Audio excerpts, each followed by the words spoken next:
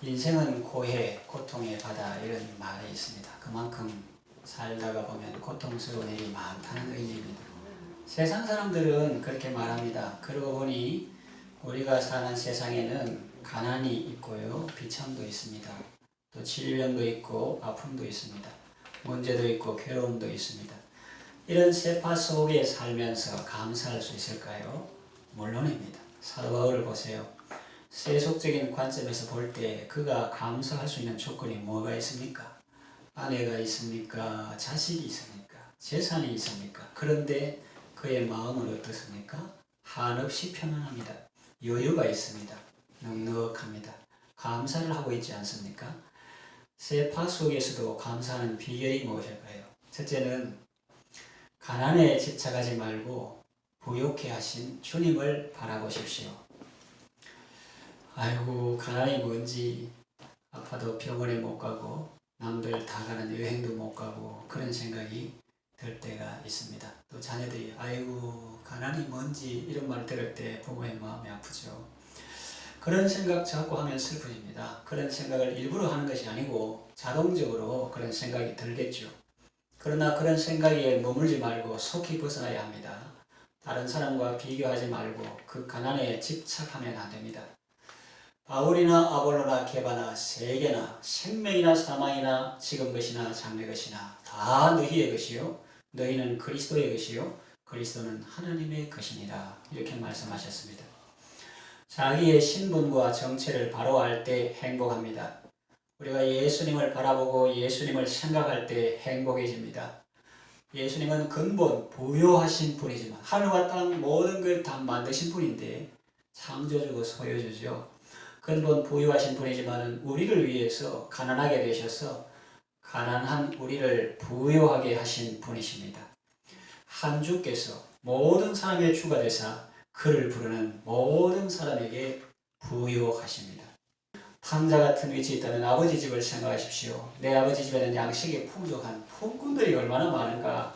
품꾼들조차 양식이 풍족한 그 아버지 집을 생각하시고 그 집으로 돌아오십시오.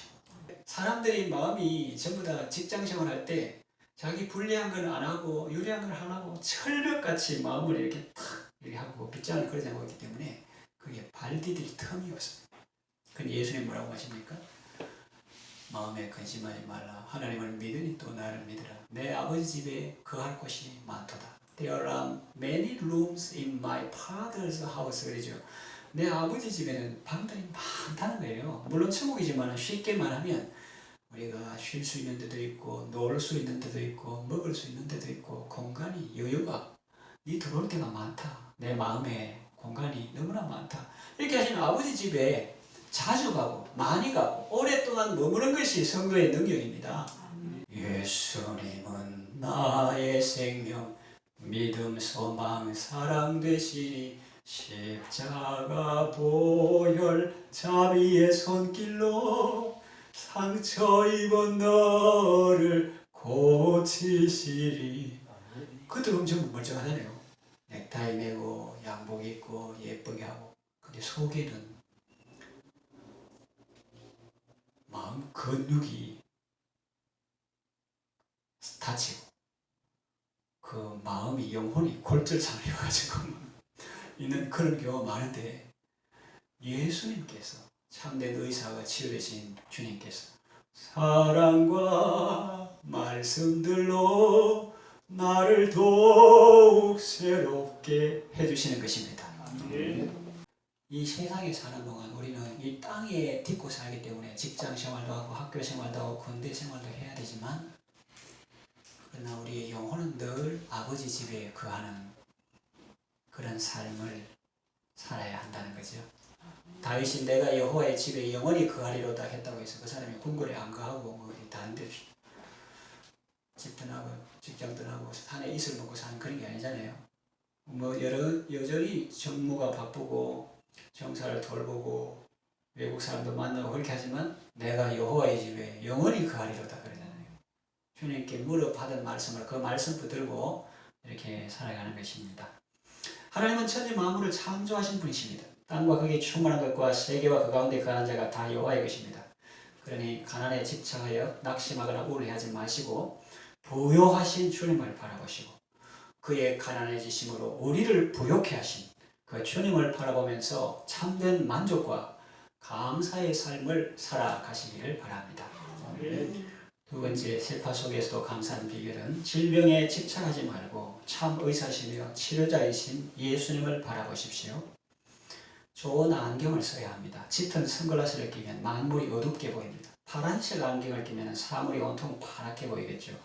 좋은 안경을 쓰면 모든 것이 좋게 보입니다. 그러나 안 좋은 안경을 쓰면 모든 것이 삐딱하게 보이고 어질어질합니다. 믿음의 눈으로 세상을 바라보십시오. 모든 것이 아름답게 보입니다. 심지어는 악인도 보여요.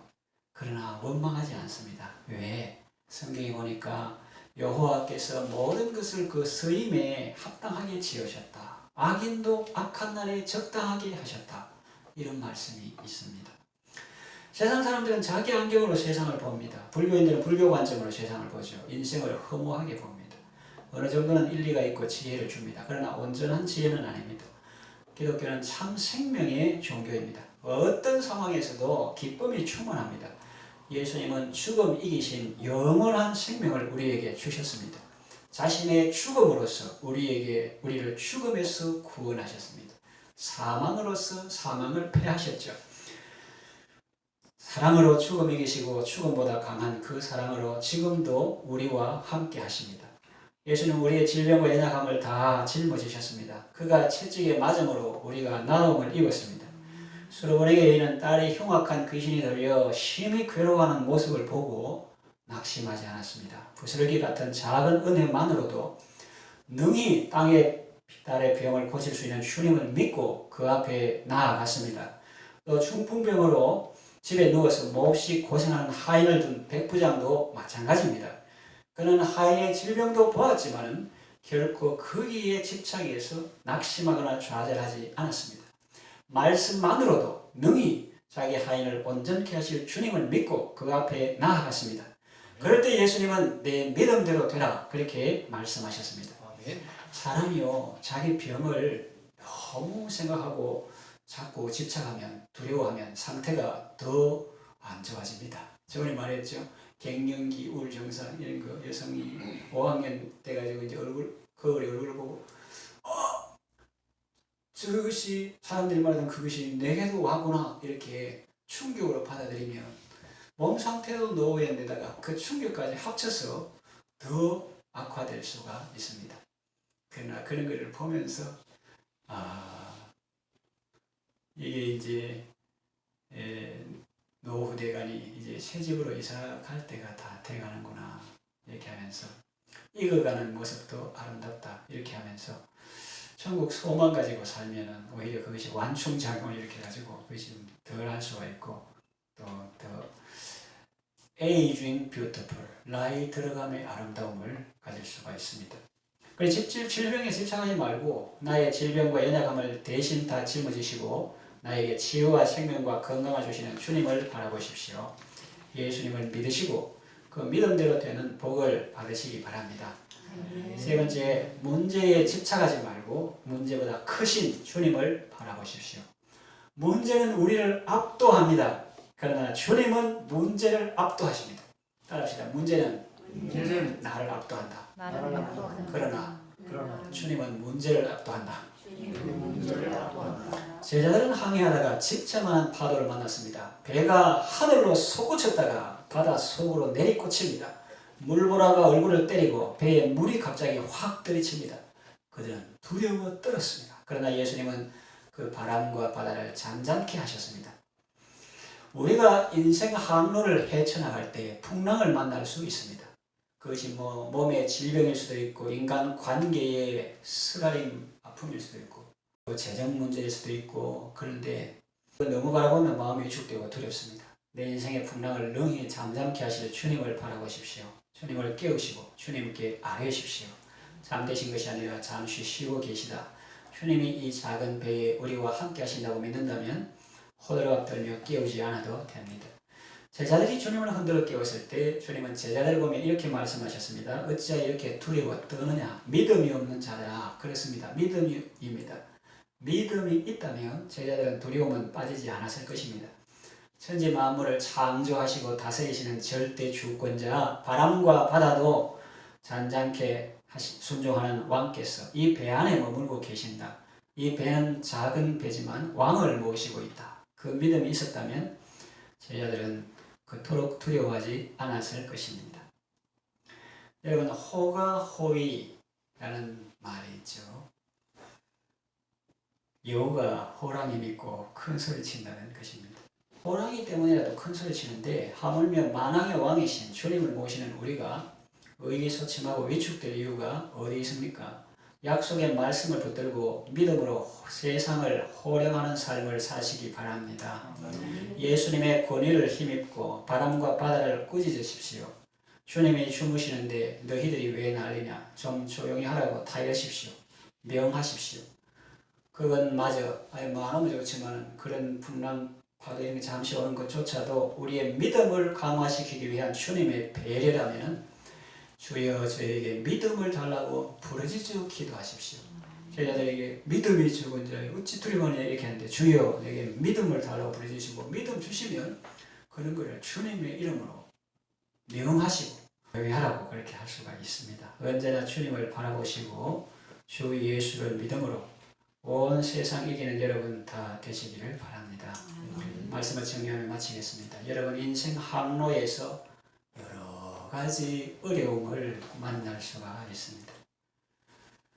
그 어려움을 바라보고 두려움에 빠지지 마십시오. 인간이라 잠시는 그럴 수 있지만 그러나 그런 걸 너무 집착하지 마시고 그거 보면은 낙심하게 되고 위축되게 되고 두려움에 빠지게 됩니다. 주님을 바라보십시오. 전능하신 주 하나님을 바라보십시오. 문제에 집착하지 말고 문제보다 크신 주님을 바라보십시오. 믿음으로 감사하고 찬송하며 승리하는 삶을 살아가시기를 바랍니다.